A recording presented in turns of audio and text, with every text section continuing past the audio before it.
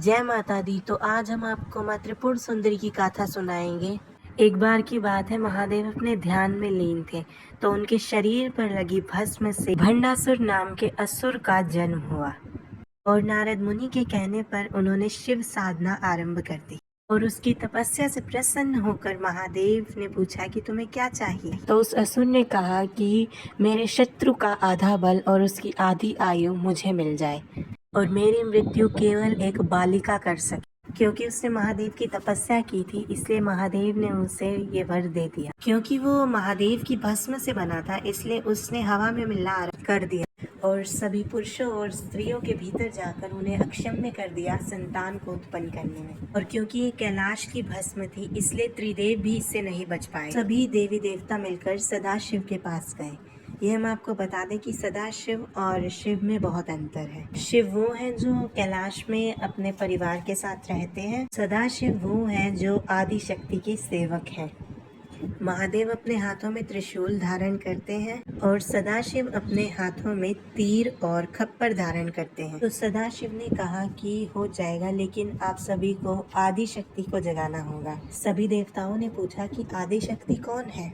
तो सदाशिव ने कहा कि वो ललिता महासुंदरी है। वो एक ही है जो पूरे संसार की जननी है। यहाँ पर ढेरों अंतरिक्ष हैं, जहाँ पर अलग अलग देव ब्रह्मा विष्णु महेश हैं, लेकिन उन सभी की स्वामिनी एकलौती ललिता महासुंदरी। इसलिए आपको उन्हें ही जगाना होगा, वही आपकी रक्षा कर सकती है। तो सदाशिव के कहने पर सभी देवताओं ने यज्ञ आरंभ किया माता त्रिपुर सुंदरी को जागृत करने के लिए।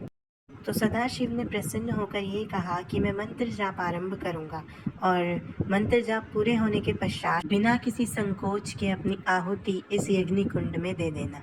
तो जैसे ही सदाशिव का मंत्र जाप पूर्ण हुआ, सभी देवी देवताओं ने अग्नि कुंड में कूदकर अपनी आहुति दे दी और उस अग्नि कुंड से श्री पद्म के आसन पर सवार होकर देवी त्रिपुर सुंदरी उत्पन्न हुई। देवी के उस महारथ पर बहुत सारी देवियां, योगनियां, जोगनियां उपस्थित थी और देवी मातंगी और देवी वाराही को देवी ने अपनी सेना का सेनापति नियुक्त किया, जो कि देवी के आसन के नीचे बैठी हुई थी।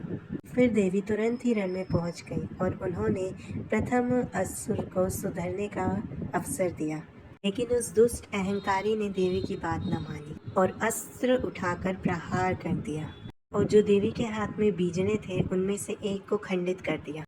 रथ पे उपस्थित हर देवी अत्यंत कुपित हो गई, क्योंकि कितनी बड़ी बात थी कि उसने माता आदि शक्ति के हाथ की कोई वस्तु तोड़ दी। तो देवी के श्री रथ की हर एक देवी रण में कूद गई और मार मार कर उस दुष्ट का इतना बुरा हाल कर दिया कि वो अब अपने पैरों पर खड़ा भी नहीं हो पा रहा था। फिर माता त्रिपुर सुंदरी ने अपना बाल रूप उजागर किया और कन्या रूप लेकर और उस दुष्ट को अत्यंत भयंकर मौत दी। अगर आपको माता त्रिपुर सुंदरी की ये गाथा अच्छी लगी हो तो चैनल को लाइक करें, सब्सक्राइब करें और शेयर करें। माता आदि शक्ति त्रिपुर सुंदरी आप पर और आपके परिवार पर सदा अपनी कृपा दृष्टि रखे। धन्यवाद।